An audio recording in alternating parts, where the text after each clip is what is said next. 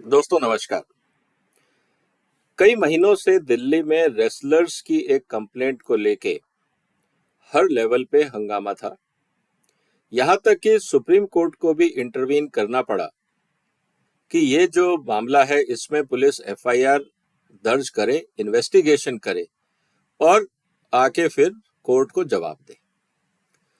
दोस्तों, जब ये पूरी कार्रवाई हो रही थी तो कई तरह के आरोप लग रहे थे और आज मैं उसी पे चर्चा करूंगा कि ये आरोप क्या थे। जब एफआईआर दर्ज हुई उसके बाद जब पुलिस ने रिपोर्ट अपनी जो एफआईआर के बाद चार्जशीट फाइल करी उसमें क्या क्या क्लॉजेस जो लगे हैं आईपीसी के वो क्या हैं, उसके साथ ही किस तरह से ये मुद्दा अब कोर्ट में जाएगा, क्या बृजभूषण सिंह के खिलाफ सबूत स्थापित हो पाएंगे या नहीं, और अगर हम इस पूरे मुद्दे को देखें तो इससे सिमिलर इसी तरह के और कोई केस भारत की कोर्ट्स में आए या नहीं आए, उन पे क्या हुआ, और आने वाले दिनों में जब बहस चलेगी कोर्ट में तो बृजभूषण सिंह के जो वकील हैं वो किस तरह के आरोपों के ऊपर क्या एविडेंस की डिमांड करेंगे, क्या जवाबदेही होगी, किस तरह से ये पूरी बहस चलेगी। ये बहुत इंटरेस्टिंग आर्ग्यूमेंट होने वाला है क्योंकि इसमें पॉलिटिकल सेंसिटिविटी बहुत ज्यादा है। एक तरफ पूरा का पूरा विपक्ष ये कह रहा है, रेसलर्स ये कह रहे हैं, खाप ये कह रहे हैं कि सरकार बृजभूषण सिंह को बचाने की कोशिश कर रही है। दूसरी तरफ न्याय की बात है कि क्या बगैर सबूत के, बगैर कन्विंसिंग सबूत के क्या आप किसी को सजा दे पाएंगे। तो ये आने वाले दिनों में बहुत इंटरेस्टिंग केस होने वाला है। आज उन्हीं के अलग अलग पहलुओं को लेकर मैं आपसे चर्चा करूंगा। पहले हम देखेंगे कि चार्जशीट क्या बोलती है, फिर हम ये देखेंगे जो चार्जशीट में जो आईपीसी की धाराएं लगाई गई हैं वो क्या कहती हैं। उसके बाद अगर आपको इस तरह के केस प्रूव करने हैं तो कौन से 3-4 फैक्टर हैं जिसपे दोनों तरफ के वकील फोकस करेंगे और आउटकम क्या होगा। तो चलिए सबसे पहले शुरुआत करते हैं। जो लगी है धाराएं, जो पुलिस ने जो रिपोर्ट फाइल करी है, चार्जशीट फाइल करी है, उस पे क्या मतलब निकलता है उस बात से। सबसे पहले तो चार्जशीट अपने आप में कोई सजा के लिए गारंटी नहीं है, इस बात को हमें समझना होगा। पुलिस ने इन्वेस्टिगेशन करी, इन्वेस्टिगेशन करके मुद्दा कोर्ट में गया, कोर्ट में अब इस पे जो एविडेंसेस हैं, जो पुलिस ने तथ्य ढूंढे होंगे, उनको उन्होंने कोर्ट के सामने रखा। अब दोनों पक्षों के वकील इस बात को लेके बहस करेंगे कि क्या ये जो पुलिस ने रिपोर्ट फाइल करी है, कहीं ये जो एविडेंसेस, ये जो चालान लगाया है या जो एलिगेशंस लगे हैं, ये वास्तव में सही हैं या एक फैब्रिकेटेड केस है। और दोनों तरफ को पूरा मौका मिलेगा अपनी अपनी बात रखने का। दोस्तों, सबसे पहले ये हमें समझना होगा कि दिल्ली पुलिस ने बृजभूषण शरण सिंह के खिलाफ 1,500 पेज की एक चार्जशीट फाइल करी है, जिसमें उनका ये कहना है कि सेक्सुअल हरेसमेंट केस और स्टॉकिंग के लेके कुछ उन्होंने फोटोग्राफिक एविडेंसेस दिए हैं, और जो कम से कम 6 में से जो 4 महिलाएं हैं उनकी तरफ से जो एविडेंस दिए गए हैं, कुछ वीडियो एविडेंस दिए गए हैं। दिल्ली पुलिस ने करीब 200 लोगों से पूछताछ करी, उनमें से 100 लोगों को पाया गया कि हाँ ये विटनेस हो सकते हैं। उसमें करीब 60-70 लोगों ने कुछ एविडेंसेस दिए, जहां पे एलिगेशन की बात आ रही है वहां के उन्होंने इवेंट्स के फोटोग्राफ्स दिए हैं, बाकी चीजें दी हैं, और ये सारी चीजें पुलिस ने कोर्ट के सामने रखी हैं। अब जो एलिगेशंस लगाए गए हैं वो समझने की बात है कि किन किन बातों को लेके बृजभूषण सिंह पे एलिगेशंस लगाए गए हैं। सबसे इंपॉर्टेंट चीज है इस पूरे प्रोसेस के अंदर, जो आईपीसी के जो क्लॉजेस लगाए हैं इस चार्जशीट में, उसमें है 354, 354, जिसका पूरा फोकस है आउटरेजिंग मॉडेस्टी ऑफ विमेन। इसकी मैं चर्चा थोड़ी डिटेल में करूंगा। 354A, सेक्सुअली कलर्ड रिमार्क्स, क्या उन्होंने कोई ऐसे रिमार्क्स दिए जिसके कारण लगे कि हाँ कोई अपशब्द थे, कोई बदनीयती से कुछ स्टेटमेंट दिए गए। फिर उसके बाद 354D, स्टॉकिंग, मतलब आप बार बार उनको तंग कर रहे हैं, बुला रहे हैं, फोन कर रहे हैं, मैसेजेस भेज रहे हैं, क्या ऐसा हुआ, कौन से एविडेंसेस थे, इस पे चर्चा होगी। और फिर 506, क्रिमिनल इंटिमिडेशन, मीन्स अगर आपने शिकायत करी तो आपके खिलाफ हम कार्रवाई करेंगे, या कोई धमकाना, डराना, कुछ इस तरह की कार्रवाई होगी। और एक जो इंपॉर्टेंट केस था वो था पॉक्सो का। लेकिन पॉक्सो की चर्चा मैं आज इसलिए नहीं करूंगा क्योंकि जिसने आरोप लगाया था, जिस लड़की ने और उसके पिता ने, दोनों ने ये कन्फेस किया है कि हमने बदले की भावना से ये आरोप लगाए थे, इसलिए हम इसको विड्रॉ करते हैं। अब ये कोर्ट के ऊपर है कि वो केस विड्रॉ होगा या नहीं, लेकिन फिलहाल हम उसको वहीं छोड़ देते हैं क्योंकि इस पे किसी तरह का एलिगेशंस आगे नहीं दिख रहा। लेकिन दोस्तों, सबसे इंपॉर्टेंट चीज ये है कि इस पूरे प्रोसेस में जब हम बात कर रहे हैं तो हमें ये समझना होगा कि किस तरह के एलिगेशंस अभी बृजभूषण सिंह पे आए हैं, और उनकी व्याख्या मैं आपसे करूंगा ताकि जब ये केस चर्चा में आए, जब अखबारों में आए, आपको बहुत तरह के चीजें देखने को मिलेंगी। कौन क्या बोल रहा है, किसके लिए बोल रहा है, क्यों बोल रहा है, हर एक का अपना एक कलर्ड विजन भी होता है। क्योंकि जैसा हम देख रहे हैं, चाहे वो अखबारें हैं, चैनल्स हैं या यूट्यूबर्स हैं, हर आदमी अपना एंगल अपने हिसाब से जो सही लगता है उसको कह रहा है। लेकिन आपको ये जानने का हक है कि सच्चाई क्या है, कानून क्या बोलता है। तो सबसे पहले मैं आपके सामने जो बेसिक चीजें हैं सेक्शन 354 की, वो मैं आपके सामने रखूंगा, और ताकि आप इस बात को समझें एज ए जागरूक नागरिक कि क्या हो रहा है इस देश में। तो आपके सामने जिस लॉ बुक का इस्तेमाल पुलिस ने किया वही मैं आपके सामने कर रहा हूं, इंडियन पीनल कोड, और इसमें सेक्शन 354। 354 क्या बोलता है? 354 बोलता है, शब्दों पे ध्यान दीजिएगा, assault or criminal force to women with intention to outrage her modesty। इसमें यह कहा गया है कि क्रिमिनल फोर्स, ये वर्ड पे ध्यान दीजिएगा, कि आपने जोर जबरदस्ती करके किसी महिला के साथ छेड़खानी करी या उसकी बेइज्जती करने की कोशिश करी। और ये क्रिमिनल फोर्स की जहां तक बात आती है, ये है विदाउट कंसेंट। ये बात हमें समझनी होगी। अब बात आती है कि ये क्रिमिनल फोर्स क्यों जरूरी है, ये वर्ड क्यों यहां डाला गया है। अब आप समझिए दोस्तों, आप और हम अक्सर पब्लिक ट्रांसपोर्ट में ट्रेवल करते हैं। आप बस में जा रहे हैं, ट्रेन में जा रहे हैं, बस ने ब्रेक मारा, धक्का लगा, भीड़ है, महिलाओं से टकराट होती रहती है।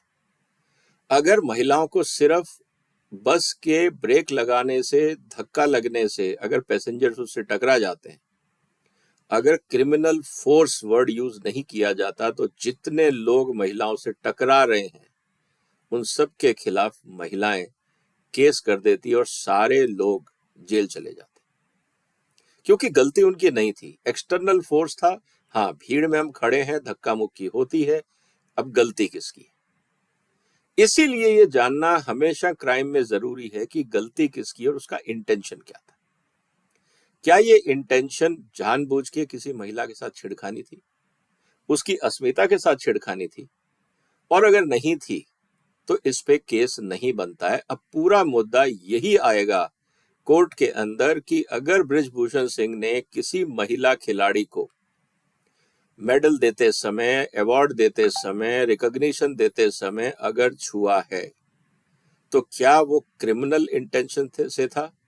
मेंसरिया, जो एक क्रिमिनल केसेस में सबसे इंपॉर्टेंट चीज होता है, कि उस समय बृजभूषण सिंह की मानसिकता क्या थी, क्या उनकी नीयत खराब थी, या एक नॉर्मल गेस्चर होता है जब आप किसी को मेडल देते हैं, शाबाशी देते हैं, अप्रिशिएट करते हैं, तो आप उनके सिर पे भी हाथ फेर देते हैं, कंधे पे भी हाथ फेर देते हैं, फीट भी थपथपा देते हैं।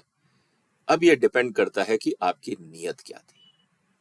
अब सवाल, सबसे इंपॉर्टेंट चीज ये है कि जो क्रिमिनल फोर्स की जो यहाँ बात हो रही है, वो क्रिमिनल फोर्स क्या है, उसकी थोड़ी सी हम चर्चा और डिटेल में करेंगे ताकि ये मुद्दा और क्लियर हो जाए।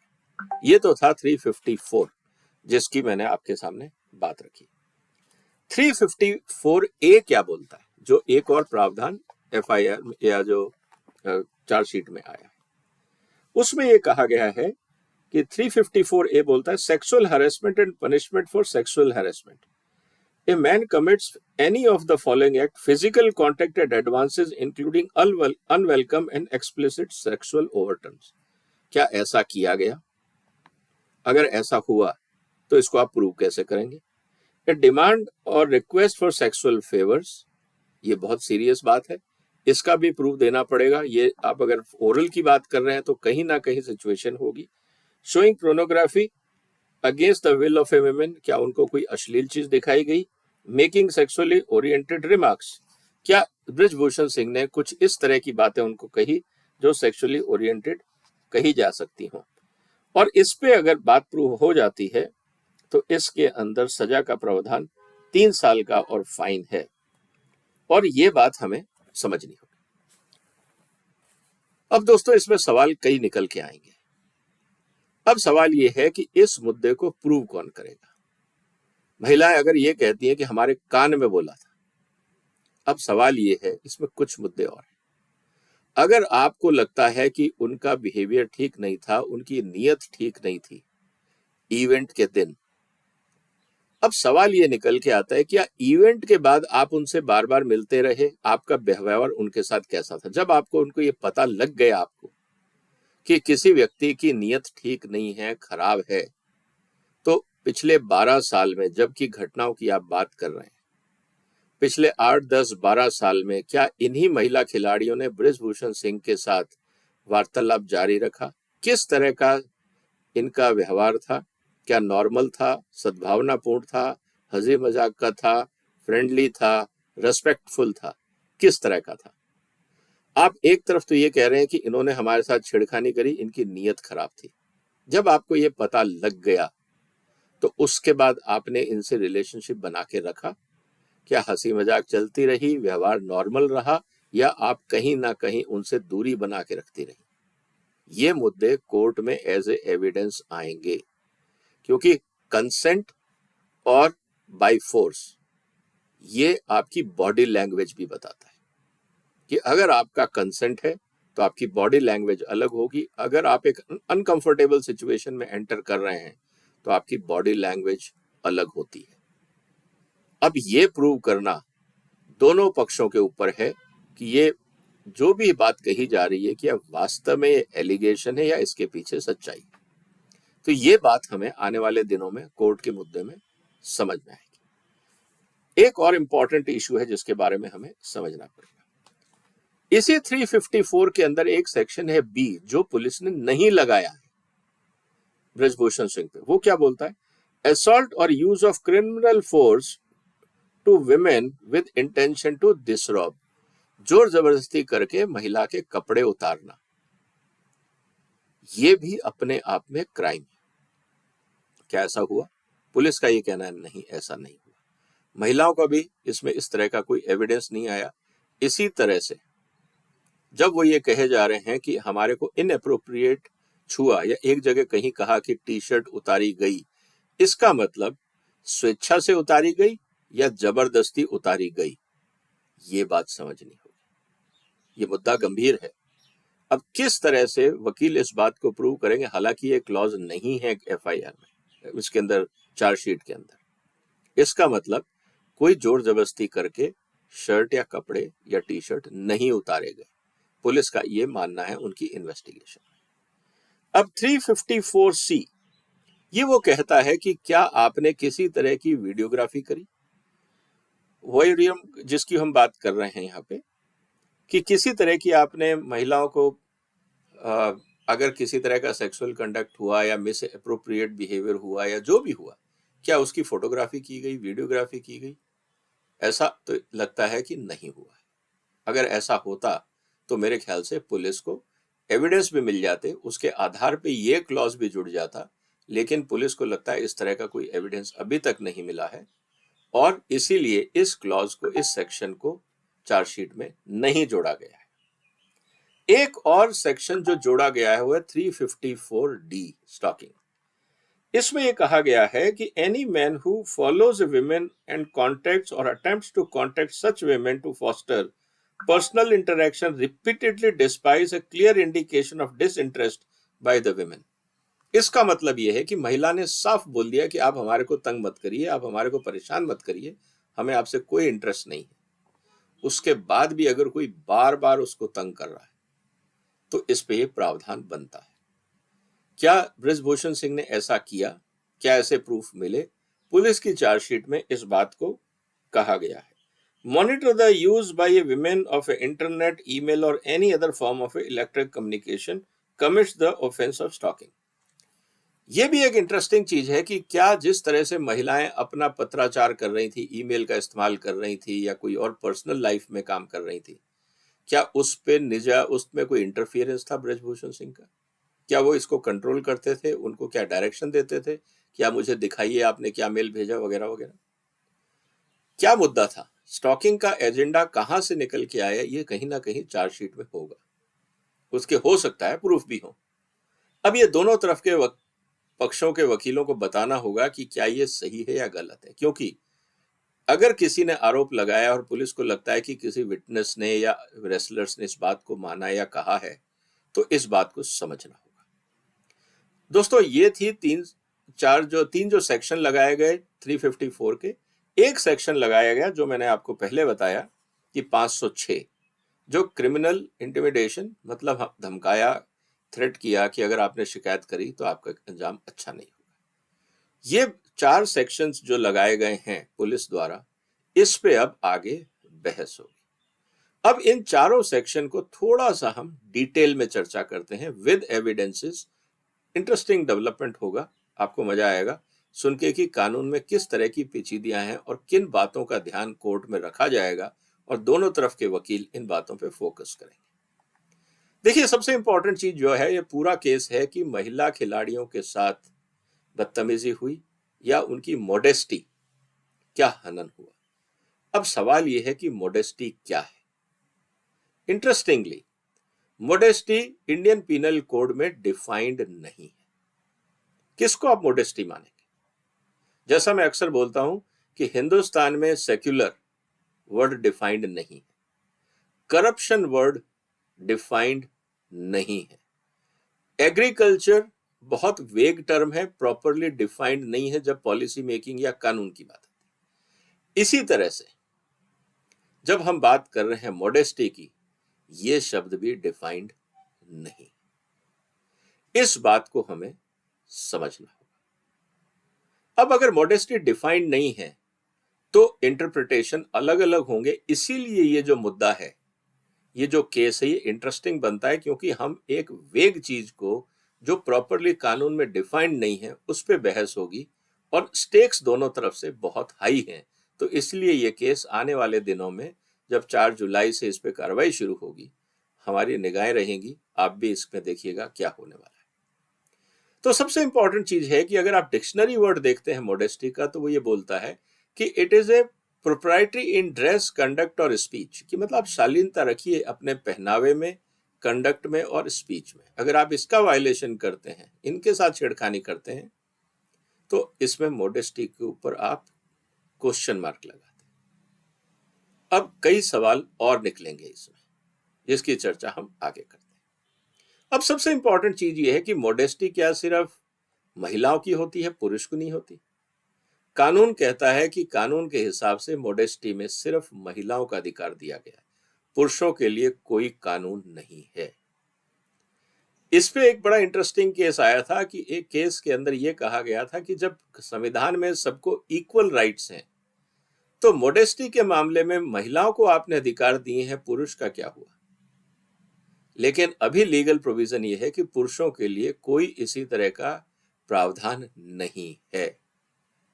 ये बात हमें समझनी होगी। अब modesty can be attributed to a woman and her proprietary in her behaviour. अब ये महिला के ऊपर है कि वो डिफाइन करेगी कि मोडेस्टी क्या है उसके लिए।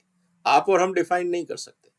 अगर वो ये कहेगी कि इनअप्रोप्रिएट वे में मेरे को छुआ गया, तो वो मोडेस्टी का हनन है, वो महिला डिसाइड करेगी। इसका मतलब इसका यूज और मिसयूज प्रोविजंस का बहुत हुआ है। इसीलिए आजकल कोर्ट्स बड़े संवेदनशील हो गए हैं। महिलाओं की तरफ से जब केस फाइल होते हैं, तो उस पे कुछ कोर्ट्स ने, और खासकर सुप्रीम कोर्ट ने, कुछ क्राइटेरिया बनाए हैं, जिसकी चर्चा मैं करूंगा कि आप कैसे पता लगाएंगे कि मोडेस्टी का हनन हुआ या नहीं हुआ। क्योंकि यह मुद्दा बहुत सीरियस है। महिलाओं की जो शिकायतें हैं उसको छोटा करके नहीं आंकना चाहिए। इसीलिए विशाखा का जो केस था, Vishakha versus state of Rajasthan, उसमें बहुत डिटेल्ड गाइडलाइंस दी थी। उसी के बाद से हर ऑर्गेनाइजेशन में सेक्सुअल हैरेसमेंट कंप्लेंट कमेटी का गठन हुआ, और उसके अंदर इन्वेस्टिगेशंस मैंडेटरी हो गया है किसी भी महिला की अगर कोई कंप्लेंट आती है तो। लेकिन पुरुषों के लिए ऐसा कोई प्रावधान नहीं है। जैसा मैंने पहले कहा कि सेक्शन 354 क्या बोलता है, जिसमें यह कहा गया है कि हु असॉल्ट्स और uses criminal force on a women with the intention to outrage her modesty.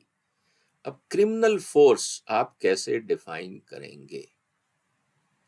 सबसे बड़ा मुद्दा यह है कि अगर आप क्रिमिनल फोर्स डिफाइन नहीं कर पा रहे हैं तो ये कहना बड़ा मुश्किल हो जाएगा कि आप किस तरह की बातें करना चाहते हैं और किस तरह के प्रावधान हैं जिसको लेके हमें बात रखनी पड़ेगी।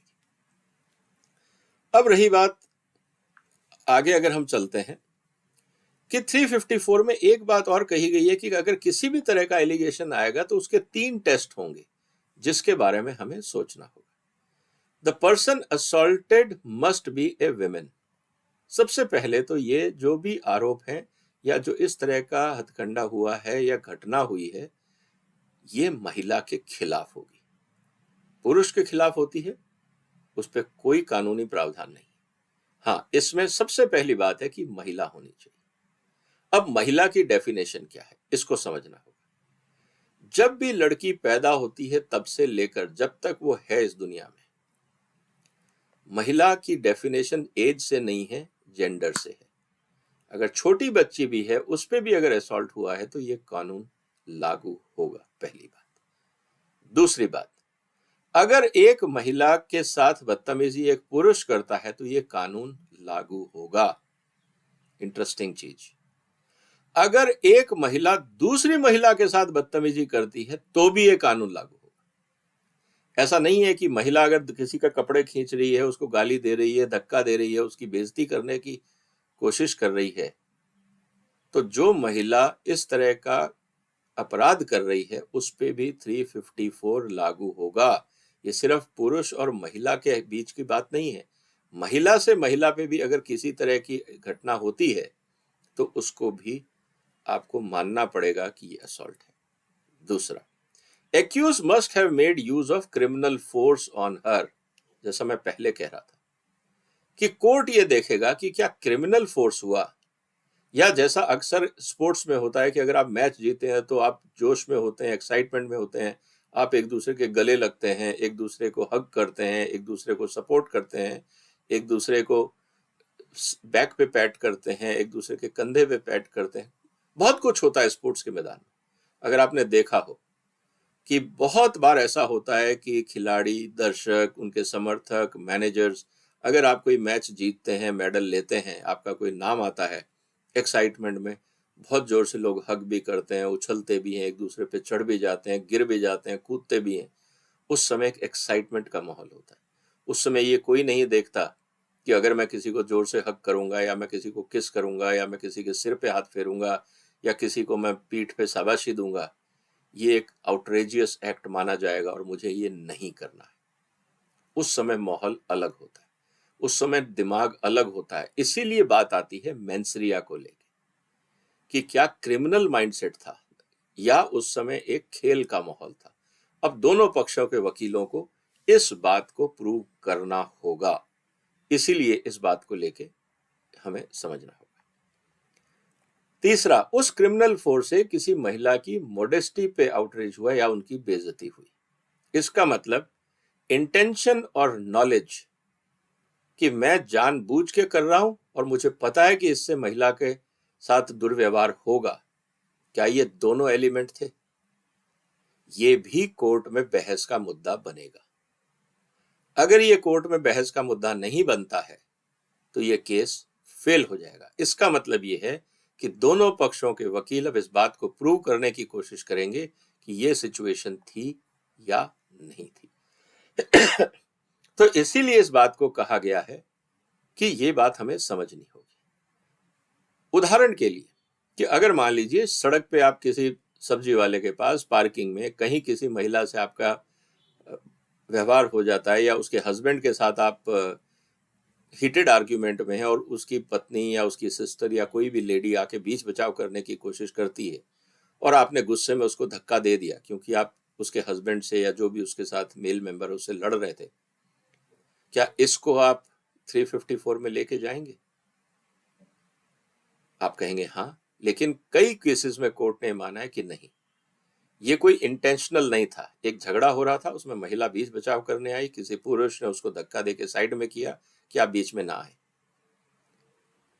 और ये बात को आप क्रिमिनल इंटिमिडेशन नहीं मान सकते, या आप उस पर क्रिमिनल फोर्स की बात नहीं कर सकते। तो इस बात को हमें समझना होगा, सिचुएशन को देख के बात आगे बढ़ेगी, ये कानून बोलता है। अब इसमें इंटरेस्टिंग चीजें कुछ और आई हैं दोस्तों, कि इसमें कुछ बड़े इंटरेस्टिंग केसेस हुए जिसको हमें समझना होगा। लेकिन उससे पहले एक इंपॉर्टेंट बात, इस कानून में छत्तीसगढ़ सरकार ने कुछ बदलाव किए।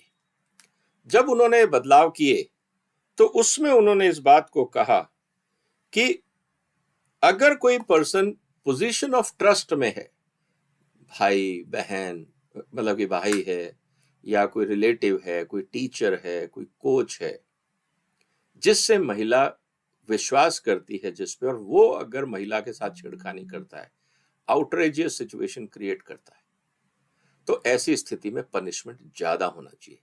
छत्तीसगढ़ सरकार ने ये अपने यहाँ पे एक प्रोविजन में बदलाव किया। अब इसमें सिंपल पनिशमेंट होगा या रिग्रेस पनिशमेंट होगा, ये जज का अधिकार है, इसमें कोई स्पेसिफिक नहीं है, लेकिन जज इस बात को देखेगा। इसमें कुछ इंटरेस्टिंग केसेस हुए थे। आपको याद होगा थोड़े समय पहले पंजाब में एक केस हुआ था, केपीएस गिल साहब और वहां की एक आईएएस ऑफिसर थी रुपिंदर ढिल्लो के नाम से, रूपन ढिल्लो बजाज, जो सीनियर आईएएस ऑफिसर थी, उस समय सेक्रेटरी थी पंजाब में, और किसी पार्टी में केपीएस जो गिल साहब थे, वो डीजीपी पुलिस थे, उन्होंने उनके बैक पे, उनके हिप्स पे, मस्ती के मूड में थे या ड्रिंक्स करी हुई थी, जो भी था, उन्होंने उस पर हाथ मार दिया। महिला आईएएस अधिकारी ने केस किया, लोअर कोर्ट से हाई कोर्ट गया, हाई कोर्ट से वो केस सुप्रीम कोर्ट आया, लोअर कोर्ट ने केस को डिसमिस कर दिया, हाई कोर्ट ने उसको अलग ढंग से देखा, फिर मुद्दा सुप्रीम कोर्ट तक आया और सुप्रीम कोर्ट ने संज्ञान लिया कि नहीं, ये गलत है, और उसके बाद वापस उस पे जब रीट्रायल हुआ तो केपीएस गिल साहब को दोषी पाया गया और बाद में 3 महीने की सजा उनको दी गई थी। बस जो फाइन था, जब उन्होंने प्रोटेस्ट किया कि नहीं ये गलत है, ऐसा इंटेंशन नहीं था, वगैरह वगैरह, लेकिन कोर्ट ने माना कि नहीं, इंटेंशन गलत था, आप डीजीपी थे, आपको पता होना चाहिए कि आप क्या कर रहे हैं, चाहे आपने मस्ती के मूड में किया हो, जो भी किया हो, आपने महिला के साथ छेड़खानी करी, इसकी सजा मिलेगी।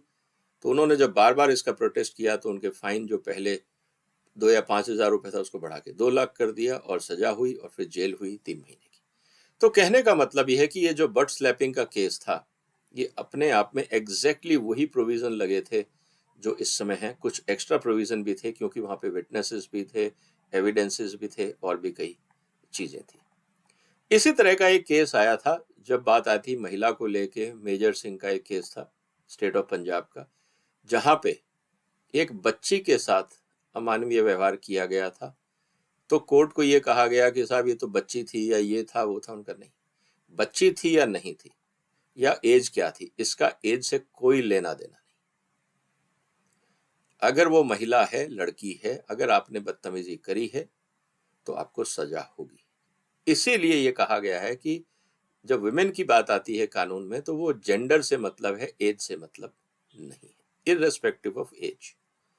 इसी तरह से और भी केसेस इंटरेस्टिंगली हुए जहां ये कहा गया, क्योंकि पुरुषों के लिए इसमें प्रावधान नहीं है आउटरेजियस सिचुएशन को लेके, क्रिमिनल ऑफेंस को लेके, मोडेस्टी के ऑफेंस में, लेकिन कोर्ट ने कहा नहीं, ये इसमें कोई अधिकार की इक्वल जस्टिफिकेशन की बात नहीं है, कानून में प्रोविजन महिला के लिए है, तो महिला के खिलाफ अगर आपने कुछ कार्रवाई करी है तो कार्रवाई होगी। दोस्तों, अब सवाल ये आता है कि आने वाले दिनों में कोर्ट में क्या होगा। मैंने आपको डिटेल में विस्तार से सारे प्रोविजंस बताए। अब सवाल ये आता है कि इस पूरे प्रोसेस के अंदर क्या होने वाला है। अब 3 बातों पे फोकस करेंगे दोनों साइड के वकील। पहला, क्या ये इंटेंशनल था या एक खेल का माहौल था, उस माहौल में दिया गया, तो जो वीडियोस, फुटेजेस, फोटोग्राफ्स जो होंगे वो देखने को मिलेंगे कोर्ट्स में, और कोर्ट उन चीजों को ध्यान से देखेगा और उसमें बॉडी लैंग्वेज पे फोकस किया जाएगा। दूसरा, क्या क्रिमिनल फोर्स था विद बैड इंटेंशन? अगर कोई ये बोल रहा है कि कान में बोला गया, अब उसका प्रूफ क्या है? ये बात अपने आप में प्रूव करना बड़ा मुश्किल हो जाएगा कोर्ट। तीसरा मुद्दा ये आता है कि क्या स्टॉकिंग को लेके बार बार आपको तंग किया गया, बार बार बुलाया गया, बार बार आपके साथ छिड़खानी की गई, आपने ये कहा। अगर आपको ये पता है स्टॉकिंग हो रही है, तो जो इवेंट के बाद जब घटनाओं की आप बात कर रहे हैं, उसके बाद महिला खिलाड़ियों में और ब्रिजभूषण सिंह में किस तरह का वार्तालाप रहा, बॉडी लैंग्वेज रही, क्या वो कंफर्टेबल थी, क्या वो एक दूसरे को इनवाइट करते रहे, क्या एक दूसरे के फंक्शंस में जाते रहे, घर में जाते रहे, मिलजुल के बैठे रहे, क्या हुआ था? क्योंकि इस समय और बहुत सारी चीजें होंगी। आप किसी के साथ बहुत अच्छा दोस्ताना व्यवहार रखें और कह दें नहीं जी 20 साल पहले किसी ने मेरे साथ आउटरीचेस किया था, लेकिन आज वो मेरा बहुत अच्छा दोस्त है, अब इसको आप क्या बोलेंगे?